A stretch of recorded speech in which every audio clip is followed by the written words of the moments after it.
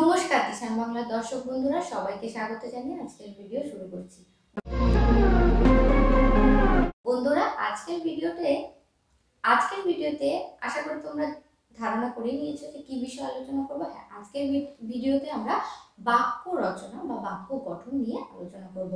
আজকের ভিডিওটা বিশেষ করে যারা স্কুল পড়ুয়া আছো তাদের জন্য তো অবশ্যই গুরুত্বপূর্ণ, এবং যারা যারা চাকরির পরীক্ষা বা বিভিন্ন পরীক্ষার জন্য পড়াশোনা করছো তাদের জন্য গুরুত্বপূর্ণ হতে চলেছে। তার কারণ আজকে আমি বেশ কিছু বাছাই করা শব্দ, তাদের অর্থ এবং সেগুলো দিয়ে কি বাক্য গঠন করা যেতে পারে বা বাক্য হয় সেটার একটা ধারণা বা আইডিয়া দেওয়ার চেষ্টা করবো। আশা করি আজকের ভিডিওটা তোমাদের হেল্পফুল মনে হবে। তো আমি ভিডিওটা বোঝানোর জন্য বেশ কিছু উদাহরণ তোমাদের দেখিয়েছি, বাকিগুলো আমি তোমাদেরকে হাতে কলমে দেখাবো। তার কারণ বোর্ডে এতটা বা এতগুলো লিখে তো দেখানো সম্ভব নয়, তো বাকিটা আমি তোমাদেরকে হাতে কলমে বা একটু অন্যভাবে দেখাবো। কিন্তু এইখানে কয়েকটা দিয়েছি সেটা শুধুমাত্র উদাহরণ হিসাবে বা বোঝানোর জন্য। যেমন দেখো, এখানে প্রথমে আছে আগ্রহ।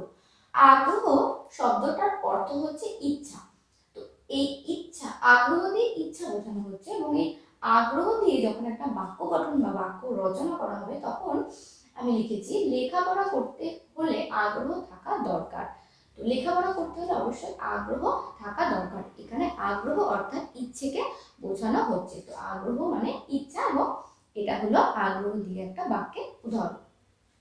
তারপরে আছে আকর। আকর শব্দটার অর্থ হচ্ছে খনি। আকর শব্দের হচ্ছে খনি।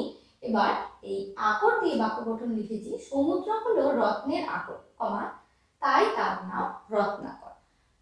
সমুদ্রকে রত্নাকর বলা হয়, এবং সেটাই লেখা হচ্ছে সমুদ্র রত্নের আকর মানে খনি, তাই তার নাম রত্নাকর। এরপরে আছে অক্ষম। অক্ষমের অর্থ হচ্ছে অপারগ বা দুর্বল। অপারগ বা দুর্বল। সাঁতার কাটতে আমি অক্ষম। যেহেতু আমি সাঁতার কাটতে পারি না, আমি সাঁতারের ক্ষেত্রে আমি দুর্বল এবং অক্ষম। আমি সাঁতার কাটতে পারি না, আমি অপারগ। অগত্যা। অগত্যার অর্থ হলো বাধ্য হয়ে। অগত্যা মানে বাধ্য হয়ে। অগত্যা আমাকে রান্না করতে হলো, তার মানে আমার রান্না করার জন্য আমি বাধ্য হলাম। ঠিক আছে, তো অগত্যা আমাকে রান্না করতে হলো, অগত্যা অর্থাৎ বাধ্য হয়ে।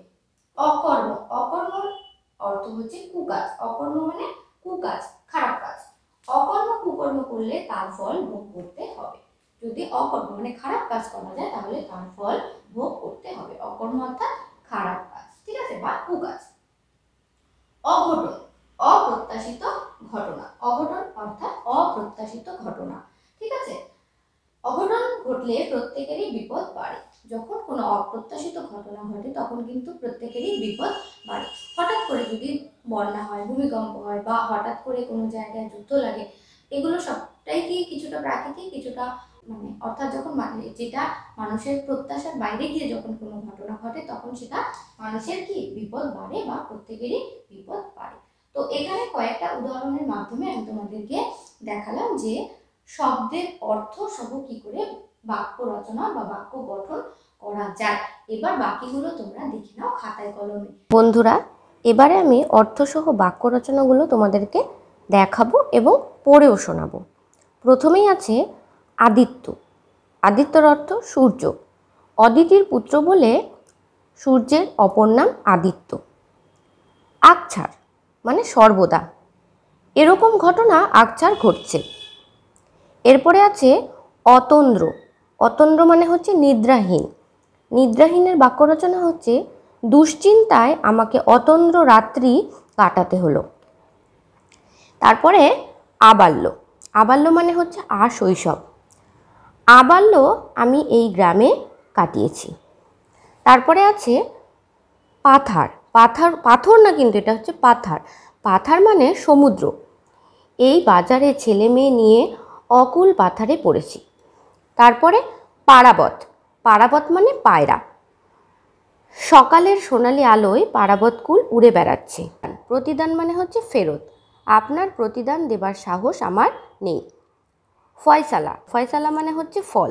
আজ আমি এর একটা ফয়সালা না করে ছাড়ব না। 9 নম্বরে আছে পরিতাপ। পরিতাপ মানে হচ্ছে মনস্তাপ। বড়ই পরিতাপের বিষয় যে এই ব্যাপারে আমি কিছুই করতে পারছি না। এরপরে হচ্ছে ভাসন্ত মানে যা ভাসছে। ভাসন্ত নৌকায় আশ্রয় নিয়ে রক্ষা পেলাম। মাশুল ভাড়া। আজকাল রেলের মাশুল বাড়ায় জিনিসপত্রের দাম বেড়েছে। মুকুর আয়না। তার মন্য মুকুরে সত্যের প্রতিফলন ঘটেছে। মৌতাত নেশার সময়। মৌতাতের সময় আফিম না পেলে তার মেজাজ খারাপ হয়। ললাট ভাগ্য। ললাটের লিখন খণ্ডানো যায় না। ডাগর বড়। মেয়েটি ডাগর চোখে আমার দিকে তাকিয়ে আছে। ঢাকাই ঢাকায় প্রস্তুত। ঢাকাই মসলিনের একদিন খুব কদর ছিল।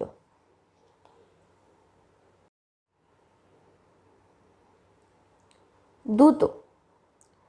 দ্রুত মানে হচ্ছে পাশা। দ্রুত ক্রীড়ায় কৌরবরা পাণ্ডবদের পরাজিত করে। এসরাজ বাজনা। এসরাজের সুরটি বড়ই মিষ্টি লাগছে। ঐহিক ইহলোক সম্পর্কিত। ঐহিক বাসনা মানুষের দুঃখের কারণ। কদন্য মানে বাজে অন্ন। কদন্য খেলে অসুখ করতে পারে। কবষ্ণ ঈষদুষ্ণ। কবষ্ণ দুধে তৃপ্ত হলাম। কাজিয়া বিবাদ। কাজিয়ায় জড়িয়ে পড়ে রমেনের জেল হলো। কর্বুর রাক্ষস। কর্বুর প্রতি রাবণের 10টি মাথা ছিল। আবার বলছি, কর্বুর প্রতি রাবণের 10টি মাথা ছিল।